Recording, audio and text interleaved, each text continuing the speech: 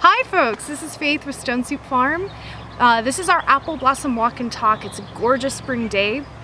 And we wanted to take this opportunity just to take you around our farm and talk a little bit about our beautiful apple blossoms and some fun facts for you. So with that,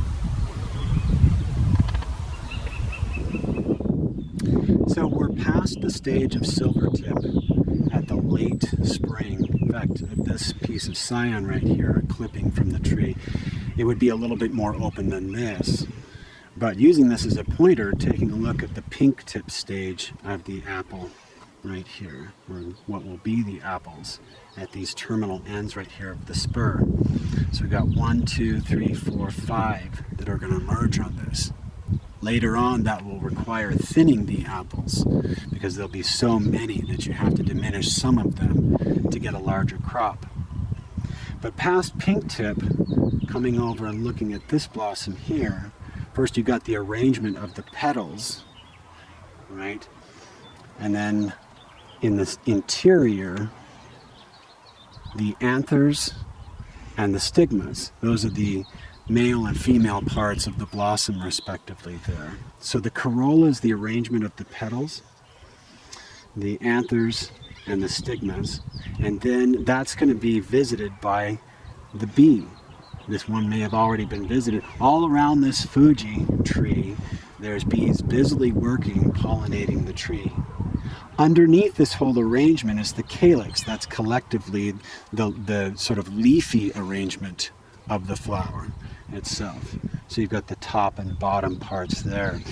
As you look at the underside of an apple, in fact in this case I have a Fuji apple, you're going to see the correlation there, that when it dries up, this center part right here, and it sheds its blossom petals, what you have left are the small little traces of the calyx.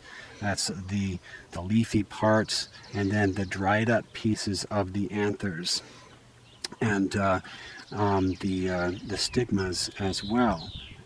Now as I cut open this Fuji apple, I'm going to separate the top from the bottom hemisphere. And what you should see then is what the hypanthium, that's the interior part that becomes the fleshy substance of the apple that we eat. We have the carpels. These are the pits that house the pips or seeds, right, that are produced by the ovules in the interior of the blossom. And so we've got 1, 2, 3, can make it out 4, 5, sort of faintly. And that's where the seeds protrude from. An apple can produce as many as 10 seeds, that is at least 2 seeds possibly out of each carpel, each one of those chambers. And it's, I don't know if you can see it, but there's 10 little darker spots around that center there. That's where the stamens used to be as well. There's generally about 5 stamens and 10 stamens and about 5 of the female parts of it there. So that star-shaped pattern you'd find in the center of the apple.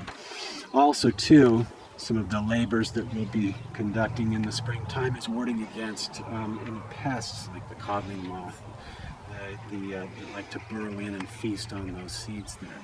So we're going to try to protect those pips in all of the apples here. So again, when you look at the bottom part, that's what remains from the apple. This tree is nice and busy and healthy, and we should expect to get a good crop from this here.